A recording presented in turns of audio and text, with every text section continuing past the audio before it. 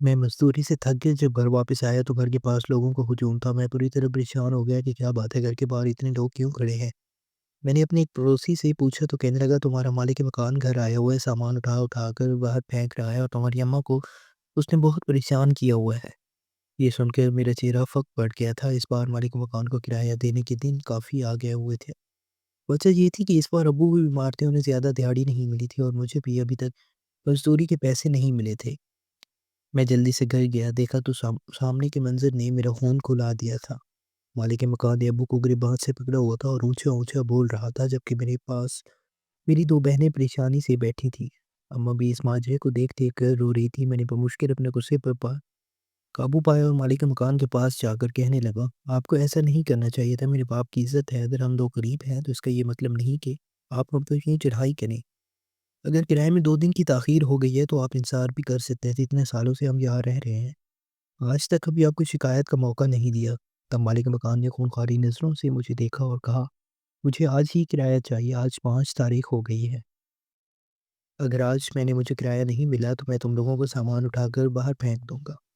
پھر وہ ابا کی طرف رخ موڑنے لگا اور کہنے لگا، سوچ لو ابھی بھی وقت ہے، اگر تم میری بات مان لو تو میں تم لوگوں کا کرایہ معاف کر دوں گا، جب تک چاہو جہاں رہو، میں کسی کے لیے تم لوگوں کو بھی تنگ نہیں کروں گا، لیکن اگر میری بات نہیں مانی تو میں نہ صرف اپنا کرایہ بڑھا دوں گا بلکہ تم لوگوں پر زندگی بھی تنگ کر دوں گا۔ ابا کے قریب ہو کر وہ سرگوشی کرتے ہوئے بولا تھا، اس کے الفاظ نے میں نے بخوبی سن لیے تھے۔ میں حیران رہ گیا تھا اور کس بات کی بات کر رہے ہیں۔ جب میں ابو سے پوچھنے لگا، میں تمہیں بعد میں بتاؤں گا، ابھی یہ وقت ان باتوں کے لیے مناسب نہیں ہے، تم کرائے کے پیسوں کا انتظام کرو۔ میں دوبارہ ٹھیکیدار کے پاس گیا، ساری بات اسے بتائی جو اس نے میرے پیسے حوالے کر دیے۔ میں نے جب اسے کرایہ دیا تو کہنے لگا، تم سمجھدار معلوم ہوتے ہو، اپنے باپ کو سمجھاؤ کہ ضد نہیں کرتے، میری بات مان لو، فائدے میں رہو گے۔ میں حیران و پریشان سے واپس آ گیا تھا، آخر ایسی کون سی بات تھی جو وہ ابا سے بنوانے کی بات کر رہی تھی اور اس کے بدلے کرایہ بھی معاف کر رہا تھا۔ آخر مالک مکان جیسا خبیث انسان ایسی عنایت کیسے کر سکتا ہے؟ ابا سے پوچھتا تو وہ ٹال دیتے۔ اب میرے دل پر پہلے سے زیادہ یہ خواہش پیدا ہو گئی تھی کہ میں پڑھ لکھ کر کسی قابل بن جاؤں۔ اگر آج میں کسی قابل ہوتا تو کسی میں بھی اتنی ہمت نہ ہوتی کہ میرے گھر آ کر میں ماں باپ کا گریبان پکڑتا یا میری ماں اور بہنوں کو ہراساں کرتا۔ پورے محلے نے ہماری بے بسی کا تماشا دیکھا، یہ سب اس وجہ سے ہوا کیونکہ میں غریب تھا اور کسی قابل نہیں تھا۔ کاش کہ اللہ نے ہمیں بھی اتنا پیسہ دیا ہوتا تو مجھے یہ دن نہ دیکھنا پڑتا۔ میرے لیے تو خود کی نظریں اٹھانا مشکل ہو گیا تھا، پوری رات میں پڑھتا رہا اور میرے دل میں جنون اور بدلے کی آگ بڑھتی جا رہی تھی۔ اگلے دن اتفاق سے میں نے اماں اور ابا کی باتوں کو سنا جنہوں نے میرا خون کھلا دیا۔ مجھے میرے سارے سوالوں کے جواب مل چکے تھے۔ مالک مکان ابا سے میری بہن کے رشتے کی بات کر رہا تھا۔ اگر ابا بہن کا ہاتھ دے دیں تو وہ ہمیں یہاں ہمیشہ کے لیے رہنے کی اجازت دے دے گا۔ مالک مکان ایک گھٹیا آدمی تھا، وہ پہلے سے شادی شدہ تھا۔ اس کی بیویاں چند دن کے بعد اسے چھوڑ کر چلی جاتی تھی اور اب وہ جس عورت کے ساتھ وہ نکاح کے بندھن میں بندھا ہوا تھا وہ بھی ایک غریب اور لاچار لڑکی تھی۔ بھلا ایسے آدمی کے ساتھ میں اپنی بہن کی شادی کیسے کر سکتا تھا؟ میں جب بھی مالک مکان کو دیکھتا تو میرا خون کھولنے لگتا تھا، مگر میں اپنے جذبات کو قابو میں پایا۔ میں نہیں چاہتا تھا کہ میں غصے میں ایسا کوئی قدم اٹھا لوں جس سے میرے ماں باپ اور میری بہنوں کو تکلیف اٹھانی پڑے۔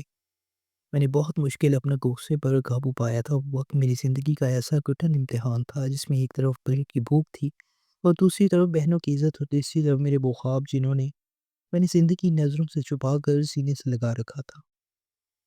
مالک مکان کے اس واقعے کے بعد جس میں نے ابو کا گریبان پکڑا ہوا تھا، میرے اندر کا انسان بچ چکا تھا اور ایک نیا جنون پیدا ہو گیا تھا۔ میں نے جان لیا تھا کہ اس معاشرے میں سانس لینے کے لیے یا تو آپ کے پاس بہت پیسہ ہونا چاہیے یا پھر اتنی طاقت کہ کوئی آپ کی طرف آنکھ اٹھا کر نہ دیکھ سکے۔ میں نے طاقت کے حصول کے لیے علم کا راستہ چنا، لیکن یہ راستہ کانٹوں سے بھرا ہوا تھا۔ میرا دن صبح فجر کی وقت شروع ہوتا، میں سب سے پہلے منڈی جاتا تاکہ وہاں سے کچھ نقدی کما سکوں جو گھر کے روزمرہ کے اخراجات میں کام آ سکے۔ کسی کو یہ معلوم نہیں تھا کہ میں نے سی ایس ایس کا ارادہ کر رکھا ہے۔ اگر میں کسی کو بتاتا تو لوگ میرا مذاق اڑاتے کہ دہاڑی دار مزدور اور اسسٹنٹ کمشنر بننے کے خواب۔ یہاں تک کہ میں نے گھر والوں کو بھی اس لیے نہیں بتایا تھا کہ وہ میری پڑھائی کے اخراجات کے بوجھ تلے دب کر مجھے روک نہ دیں یا خود کو قصوروار نہ سمجھیں۔ میں نے اپنی پرانی کتابوں کے بیچ میں سے سی ایس ایس کے سلیبس کی کتابیں چھپا رکھی تھی۔ میں جب کام پر جاتا تو اپنے تھیلے میں تاریخ اور انگریزی ادب کی کتابیں ڈال دیتا۔ دوپہر کو جب باقی مزدور روٹی کھا کر تھوڑی دیر درختوں کے سائے میں سو جاتے، میں اس وقت کسی دور دراز کونے میں بیٹھ کر نوٹس بناتا، میری انگلیاں مٹی اور سیمنٹ کی وجہ سے کٹ چکی تھی۔ قلم پکڑتے ہوئے درد ہوتا تھا، لیکن وہ درد اس علت سے کم تھا جو میرے مالک مکان کے ہاتھوں سے ہی تھی۔ رات کو جب سب سو جاتے تو میری اصل جنگ شروع ہوتی تھی۔ گھر میں بجلی کا بل بچانے کے لیے میں نے ایک چھوٹا سا منی کا چراغ رکھا ہوا تھا۔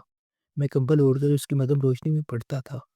اماں کو پتہ نہ چلے کہ میں جاگ رہا ہوں۔ اکثر ایسا ہوتا کہ کتاب پڑھتے پڑھتے میری آنکھ لگ جاتی اور صبح جب آنکھ کھلتی تو چراغ گل ہو چکا ہوتا اور کتاب میرے سینے پر ہوتی۔ میری آنکھیں ہر وقت سوکھ رہتی تھی۔ لوگ سمجھتے تھے کہ شاید میں نشہ کرتا ہوں یا بیمار ہوں، مگر وہ یہ نہیں جانتے تھے کہ یہ سرخ آنکھیں ایک روشن مستقبل کا خواب بن رہی ہیں۔ اسی دوران مالک مکان مرزا نے ہماری زندگی ویران کر دی تھی۔ اسے ہماری خاموشی سے چڑ تھی۔ وہ ہر دوسرے دن آ کر دروازہ کھٹکھٹاتا اور بلامت آواز میں کہتا، یہ کیا کرایہ داروں، کیا سوچا میری پیشکش اب بھی برقرار ہے؟ اپنی لڑکی کا ہاتھ میرے نام کر دو تو یہ زندگی بھر کی مزدوری سے چھٹکارا مل جائے گا۔ جب بھی وہ ایسی بات کہتا میرا جی چاہتا کہ اس کا گلا دبا دوں، لیکن میں جانتا تھا کہ اگر میں جیل چلا گیا تو میرے گھر والوں کا کیا ہوگا۔ میں خاموشی سے اپنے جہاں بیچتے ہوئے وہاں سے ہٹ جاتا۔ اس نے کرایہ بھی بڑھا دیا تھا اور آئے دن بلکہ ایک کنیکشن کاٹ دیتا تھا یا بجلی کا فیوز نکال دیتا۔ وہ چاہتا تھا کہ ہم اتنی تنگ آ جائیں کہ خود اس کے پاؤں میں گر جائیں۔ اس کا رویہ ابو کو اندر ہی اندر کھا رہا تھا۔ وہ خاموش ہو گئے تھے اور ان کی بیماری شدت اختیار کرتی جا رہی تھی۔ اسی کالی رات کے درمیان اللہ نے کرم کی ایک کرن دکھائی۔ میری دونوں بہنوں کے لیے بہت اچھے گراؤنڈوں سے رشتے آ گئے۔ وہ لوگ شرافت کے پیکر تھے، انہوں نے ہماری غریبی سے کوئی قرض نہ دی۔ جب رشتہ طے ہوا تو ایک طرف خوشی تھی کہ بہنیں اپنے گھروں کی ہو جائیں گی، لیکن دوسری طرف میرے اوپر جیسے آسمان گر پڑا۔ دونوں بہنوں کی شادی ہوئی ایک ساتھ، کپڑے، زیور، برتن اور بارات کی خاطر تواضع۔ یہ سب ایک مزدور کے لیے ناممکن تھا۔ میں نے اپنی مزدوری کے اوقات بڑھا دیا۔ اب میں دن میں منڈی میں کام کرتا اور رات کو ایک فیکٹری میں گارڈ کی ڈیوٹی دینے لگا۔ میں 24 گھنٹوں میں صرف 2 یا 3 گھنٹے سوتا۔ میری صحت تیزی سے گرنے لگی، میرا وزن کم ہو گیا اور چہرہ ہڈیوں کا ڈھانچہ بن گیا۔ لیکن میرے حوصلے آج بھی بلند تھے۔ میں نے تہیہ کر لیا تھا کہ میں بہنوں کو اس طرح رخصت کروں گا کہ محلے میں کوئی یہ نہ کہہ سکے کہ یہ یتیموں کی طرح رخصت ہوئیں۔ انہی کٹھن دنوں نے جب شادی کی تیاریاں عروج پر تھی، میری CSS کے امتحانات کی تاریخ بھی قریب آ گئی تھی۔ یہ میری زندگی کا سب سے بڑا تضاد تھا۔ ایک ہاتھ میں بہنوں کی شادی کے کارڈ سے اور دوسرے ہاتھ میں میرا رول نمبر سلپ۔ میں شادی کے سامان کی خریداری کے لیے بازار جاتا تو واپسی پر بس میں کھڑے کھڑے کرنٹ افیئرس کے رسالے پڑھتا۔ ایک دن جب میں بہنوں کے لیے کچھ سستے سوٹ خرید کر لا رہا تھا تو راستے میں مجھے ایک پرانی کتابوں کا ٹھیلا نظر آیا۔ وہاں مجھے ایک ایسی کتاب مل گئی جو مجھے عرصے سے تلاش کر رہی تھی۔ اس کی قیمت میرے پاس موجود پیسوں سے زیادہ تھی۔ میں نے وہ سوٹ واپس کیے، کم قیمت والے کپڑے لیے اور بچے والے پیسوں سے وہ کتاب خرید لی۔ اس رات میں رو پڑا کہ میں کیسا بھائی ہوں جو اپنی بہنوں کے کپڑوں میں کٹوتی کر رہا ہوں۔ مگر پھر دل کو تسلی دی کہ اگر میں کامیاب ہو گیا تو انہیں ریشم وہ طلسم پہناؤں گا۔ شادی والے دن بھی مالک مکان نے اپنی حرکت سے باز نہ آیا تو اس نے گلی کے شروع میں اپنا پرانا ڈھانچہ کھڑا کر دیا تھا تاکہ بارات کی گاڑیاں نہ گزر سکیں۔ وہ چاہتا تھا کہ ہمیں ذلیل کرے۔ میں نے خود آگے بڑھ کر محلے کے لڑکوں سے مدد وہ ٹرک تھکا لگا کر ایک طرف کیا۔ حالانکہ میری کمر میں شدید درد تھا، مگر اس وقت مجھے اپنی تکلیف کا احساس نہیں تھا۔ جس وقت میری دونوں بہنیں رخصت ہو رہی تھیں، اماں اور ابا زار و قطار رو رہے تھے۔ میں کونے میں کھڑا خاموشی سے دیکھ رہا تھا۔ میں نے ان کے سروں پر ہاتھ رکھا اور دل میں کہا، بہنوں، تمہارے بھائی نے تمہیں عزت سے رخصت کیا ہے، اب اگلی باری میری ہے کہ میں اس دنیا کو بتاؤں کہ میں کون ہوں۔ شادی کے فوراً بعد گھر میں ایک عجیب سی خاموشی چھا گئی۔ ابا صرف میں اور ابا تھے۔ قرض کا پہاڑ میرے سامنے تھا اور امتحانات میں صرف 1 مہینہ باقی تھا۔ مالک مکان نے اپنا مطالبہ بدل لیا تھا۔ اسے پتہ چل گیا تھا کہ بہنیں تو چلی گئی ہیں۔ وہ ہمیں گھر سے نکالنے کے بہانے ڈھونڈنے لگا تاکہ ہماری جمع پونجی ہڑپ کر سکے۔ وہ آخری مہینہ میری زندگی کا سب سے پرسکون مگر سب سے زیادہ محنت والا مہینہ تھا۔ میں نے تمام کاموں سے چھٹی لے لی تھی۔ جو تھوڑی بہت بچت تھی اس سے گھر کا راشن ڈالا اور خود کو ایک کمرے میں بند کر لیا۔ اماں سمجھتی تھی کہ شاید میں بہنوں کی جدائی کے غم میں اداس ہوں۔ وہ میرے لیے چپکے سے دودھ کا گلاس لا کر رکھ دیتی جو وہ خود نہیں پیتی تھی۔ میں نے 29 دنوں میں دن دیکھا نہ رات۔ میں نے ماضی کے تمام پیپرز حل کیے۔ میں جب لکھتا تھا تو میری آنکھوں کے سامنے وہ لمحہ آ جاتا تھا جب مالک مکان نے ہمیں دھمکایا تھا۔ میری قلم کی روانی میں غصہ، وہ تڑپ اور وہ پیاس شامل تھی جو ایک غریب کو عزت کے لیے ہوتی ہے۔ میں نے ایک ایک لفظ کو اس طرح لکھا جیسے میں اپنی تقدیر کی زنجیریں کاٹ رہا ہوں۔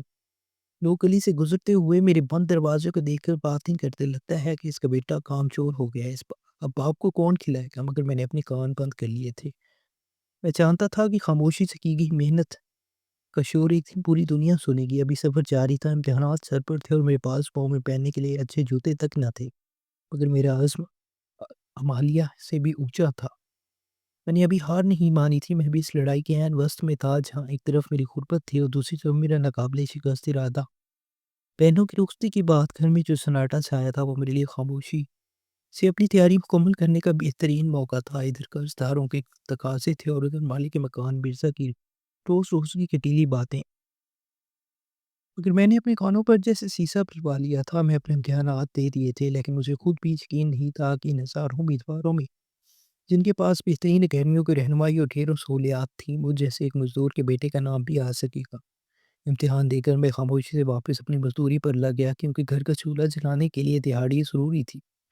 وہ یادگار دوپہر اور اچانک بدلا ہوا منظر، ایک تپتی ہوئی دوپہر جب میں منڈی میں بوریوں کی لوڈنگ کروا کر واپس آ رہا تھا، میرے جسم پسینے میں شرابور تھا اور لباس پر گرد و غبار کی تہیں جمی تھی۔ جیسے ہی میں اپنی گلی کے موڑ پر مڑا، دور سے ہی مجھے لوگوں کے ایک غیر معمولی ہجوم نظر آیا۔ میرا دل ایک پل کے لیے جیسے دھڑکنا پھوٹ گیا، میرے ذہن میں وہی پرانا خوف لہرا گیا کہ کہیں پھر سے مرزا مالک کے مکان نے کوئی تماشا کھڑا نہیں کر دیا، کیا اس نے پھر سے ابو کا گریبان پکڑ لیا۔ میں نے دیکھا کہ گلی کے دہانے پر بڑی بڑی گاڑیاں کھڑی تھی، جن پر میڈیا کے لوگ اور کیمرے لگے ہوئے تھے۔ پولیس کی ایک موبائل بھی وہاں کھڑی تھی، جس کے سائرن کی روشنی چمک رہی تھی۔ میں نے سوچا کہ شاید کوئی بڑا حادثہ ہو گیا ہے، یا مالک مکان نے ہمارے خلاف کوئی جھوٹی FIR کروا دی ہے۔ میں نے خوف اور پریشانی کے عالم میں اپنی رفتار طے کر دی اور ہجوم کو چیرتا ہوا اپنے گھر کی طرف بڑھا۔ جیسے ہی میں گھر کے صحن میں داخل ہوا، اور میری آنکھوں میں ایک ایسا منظر تھا جو میری سوچ سے بھی پرے تھا۔ میرے وہ ابو جو پچھلے کئی مہینوں سے بیماری اور فکر کی وجہ سے جھک گئے تھے، آج سیدھے کھڑے تھے اور ان کے چہرے پر ایسی چمک تھی جو میں نے بچپن سے نہیں دیکھی تھی۔ اماں کی دوپٹے کا پلو ان کی آنکھوں کے آنسو پہنچ رہا تھا، مگر وہ آنسو غم کے نہیں، بے پناہ خوشی کے تھے۔ جیسے ہی ابا کی نظر مجھ پر پڑی، وہ بھاگ کر میرے پاس آئے اور مجھے اپنے سینے سے لگا لیا۔ ان کے پورے ہاتھوں کی گرفت اتنی مضبوط تھی جیسے وہ مجھے بتانا چاہ رہے ہوں کہ اب ہمیں کسی سے ڈرنے کی ضرورت نہیں ہے بیٹا، تم نے ہمیں بتایا کیوں نہیں؟ تم نے اتنی بڑی بات ہم سے کیوں چھپائی؟ ابا کی آواز خوشی سے لرزتی رہی۔ میں ہکا بکا کھڑا تھا، میرا دماغ کام نہیں کر رہا تھا۔ میں نے حیرت سے پوچھا، ابا کیا ہوا ہے؟ یہ باہر اتنے لوگ کیوں جمع ہیں اور یہ کیمرے والے یہاں کیا کر رہے ہیں؟ اماں نے آگے بڑھ کر میرا ماتھا چوما اور ہچکیاں لیتے ہوئے بولی، میرے لال جی، لوگ کہہ رہے ہیں کہ تو بڑا افسر بن گیا ہے، کوئی بڑا امتحان تھا جو تو نے پاس کر لیا، ابھی خبر آئی ہے کہ میرا بیٹا DSP بن گیا ہے۔ یہ لفظ DSP میرے کانوں میں کسی دھماکے کی طرح گونجا۔ میرا سر چکرانے لگا۔ میں نے سوچا تھا کہ شاید میں پاس ہو جاؤں گا، مگر یہ نہیں سوچا تھا کہ میں پولیس سروس میں اتنے اعلیٰ عہدے پر منتخب ہو جاؤں گا۔ مجھے اپنی سماعتوں پر یقین نہیں آ رہا تھا۔ اسی دوران ہجوم میں سے کچھ معزز لوگ اور افسران آگے بڑھے اور مجھے مبارکباد دینے لگے۔ گلی کے وہ لوگ جو کل تک مجھے مزدور کہہ کر پکارتے تھے، آج صاحب کہہ کر میرے آگے پیچھے پھر رہے تھے۔ اسی بھیڑ کے کونے میں مجھے مرزا مالک کے مکان نظر آیا، وہ شخص جو ہمیشہ سینہ تان کر چلتا تھا، اس دیوار کے ساتھ لگ کر کھڑا تھا اور اس کا رنگ پیلا پڑ چکا تھا۔ اس کے ہاتھ میں وہ مٹھائی کا ڈبہ تھا جو وہ شاید ایک کھابے کے لیے لایا تھا، مگر اس کی ہمت نہیں ہو رہی تھی کہ وہ میرے قریب آئے۔ میڈیا والے مجھ سے سوال کر رہے تھے، آپ نے اس غربت میں یہ مقام کیسے حاصل کیا؟ میں نے مائک کی طرف دیکھا اور پھر ایک نظر اپنے کچے گھر اور ایک ٹوٹی ہوئی دیوار پر ڈالی۔ میں نے کہا، یہ کامیابی میری نہیں، میرے ماں باپ کی دعاؤں اور اس ذلت کی مرہونی منت ہے جو اس معاشرے نے ہمیں دی۔ جب انسان کے پاس کھونے کو کچھ نہ ہو تو وہ پانے کے لیے جی جان لگا دیتا ہے۔ اس دن کے بعد میری زندگی ایک خواب کی طرح بدل گئی۔ رزلٹ کی سرکاری تصدیق ہو چکی تھی اور اب مجھے ٹریننگ پر جانا تھا، مگر ٹریننگ سے پہلے میرے پاس کچھ وقت تھا جس میں نے اپنے گھر والوں کی برسوں کی ادھوری خواہشات کو پورا کرنا شروع کیا۔ سب سے پہلے میں نے وہ قرض اتارے جو ابو نے میری بہنوں کی شادی کے لیے لیا تھا۔ میں جب اس ٹھیکیدار کے پاس گیا جس نے کبھی مجھے پیسے دینے سے انکار کیا تھا، تو وہ میرے جوتے صاف کرنے لگا۔ میں نے اسے اس کی رقم سود سمیت واپس کی اور کہا، پیسے انسان کی اوقات نہیں بدلتا، اخلاق بدلتا ہے۔ اس کے بعد میں نے ابا اور اماں کے نئے کپڑے اور ضروریات کا سامان خریدا۔ اماں کی برسوں سے خواہش تھی کہ ان کے پاس ایک چھوٹا سا صحن ہو جہاں وہ اطمینان سے بیٹھ سکے۔ میں نے اسی مرے میں خوبصورت مکان کا بندوبست کرنا شروع کیا، مگر اس سے پہلے کہ میں نے مرزا کے مکان کو تمام کرایہ پکایا جا چکا ہے جو اس نے ہم پر بوجھ بنا رکھی تھے۔ جب میں اسی رقم دینے گیا تو وہ میرے پیروں میں گر گیا اور معافیا مانگنے لگا۔ میں نے اسے اٹھایا اور صرف اتنا کہا، مرزا صاحب، آج میں DSP ہوں، اس لیے آپ میرے پیروں میں ہیں۔ کاش آپ اس دن میرا ہاتھ تھام لیتے جس دن میں ایک مجبور مزدور تھا۔ میں نے اپنی بہنوں کے گھروں کا دورہ کیا اور ان کے سسرال والوں کے رویے میں واضح تبدیلی دیکھی۔ وہ پہلے بھی اچھے تھے مگر اب وہ میری بہنوں کو سر کا تاج بنا کر رکھنے لگے۔ میں نے اپنی بہنوں سے کہا کہ اب انہیں کسی قسم کی فکر کرنے کی ضرورت نہیں، ان کا بھائی اب ایک مزدور دیوار بن کر ان کے پیچھے کھڑا ہے۔ میں نے ابا کا علاج شہر کے بہترین ڈاکٹر سے کروایا۔ ان کی وہ کھانسی جو غربت کی گرد کی وجہ سے تھی اب مناسب دواؤں اور سکون کی وجہ سے ختم ہونے لگی۔ وہ دن جب میں پہلی بار پولیس کی وردی پہن کر گھر آیا، اماں نے میری نظر اتاری اور پورے محلے میں دیگیں تقسیم کی۔ وہ محلہ جہاں کبھی ہماری غربت کا تماشا بنتا تھا آج وہاں ہماری کامیابی کی مثالیں دی جاتی رہی۔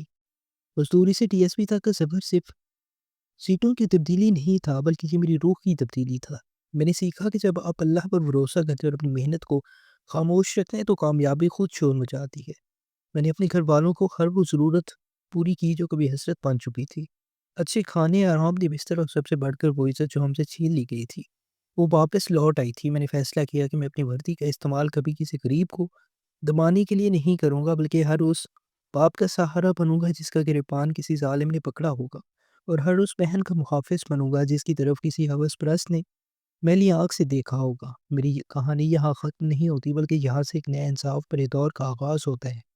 جب میں پیچھے مڑ کر دیکھتا ہوں تو مجھے وہ کالی راتیں، وہ بھوک، وہ تپتی دوپہریں اور وہ مالک مکان کا ظلم ایک نعمت محسوس ہوتے ہیں۔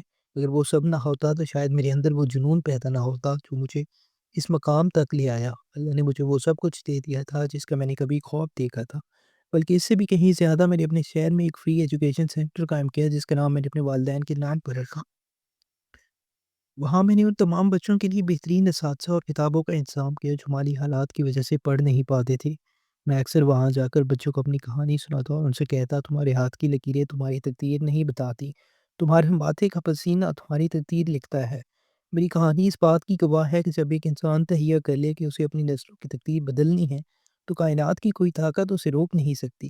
غریب ایک امتحان ہے، سزا نہیں، اور محنت وہ چابی ہے جو کامیابی کے ہر بند دروازے کو کھول دیتی ہے۔ آج میرا سر فخر سے بلند ہے، اس لیے نہیں کہ میں ایک ڈی ایس پی ہوں بلکہ اس لیے کہ میں نے اپنے والدین کے آنسوؤں کو مسکراہٹ بدل دیا ہے اور ایک ظالم نظام کے خلاف جیت کر دکھایا ہے۔